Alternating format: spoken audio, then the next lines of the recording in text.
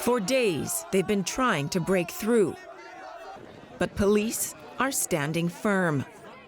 Lesbos has Europe's largest refugee camp, and Greek authorities are determined to stop a second wave of migrants from entering.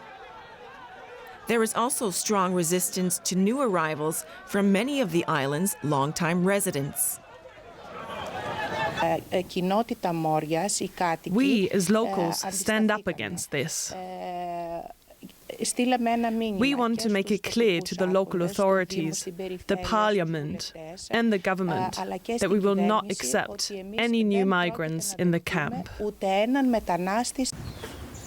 Some are taking drastic action to get their message across. A new unoccupied migrant shelter was set on fire on Tuesday. Right-wing extremists even blocked entry to migrants and humanitarian aid. During a visit to a Greek-Turkish border crossing, EU leaders announced 700 million euros in assistance. Still, Greece's Prime Minister called for more to be done. Europe has not been up to the task of dealing with the migration crisis. I hope this crisis will serve as a wake-up call for everyone to assume their responsibilities. But there are no signs of that at the border, where migrants are stuck in a no-man's land, unwanted by both sides. Let's get more now from our correspondent, Julia Hahn. She joins us from Turkey, just across the border from Greece. Hi there, Julia. It's a developing situation where you are at the border. What's happening on the Turkish side?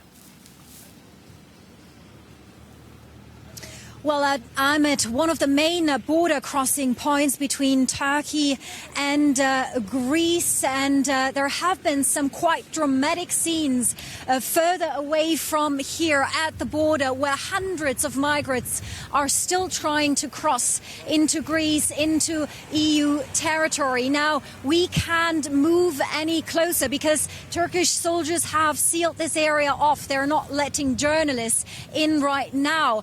But according to the reports we're getting, and we heard shots were fired earlier, Greek border guards have used tear gas again against refugees to keep them out.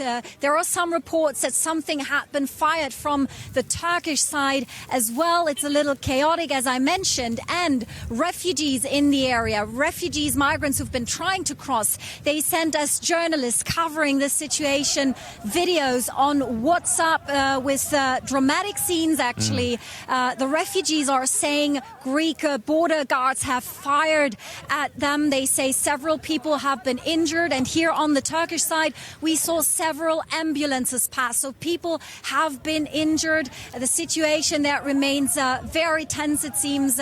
Some dramatic scenes over there at the border. Julia, Turkey certainly now has the European Union's attention. Is it satisfied with the way that Brussels has responded so far?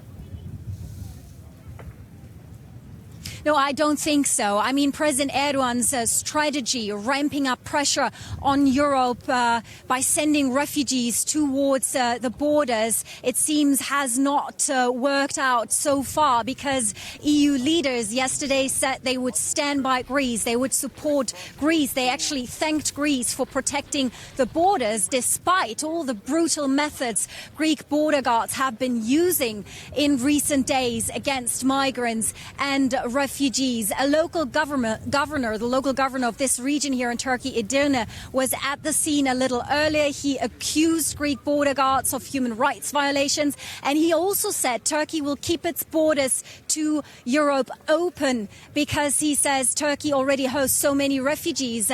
It's at its limits and it can't take in any more. And that's the line of argumentation we hear from other Turkish officials. They say the EU is focusing on security and not on humanitarian issues, and they're turning a blind eye to the humanitarian situation, the crisis in Syria's Idlib, where hundreds of thousands of people are basically waiting and seeking security from Syrian regime bombings over there. And this is what Turkey has been warning about. So it remains to be seen if they're going to keep the pressure up or what's going to happen here in the next days at the border.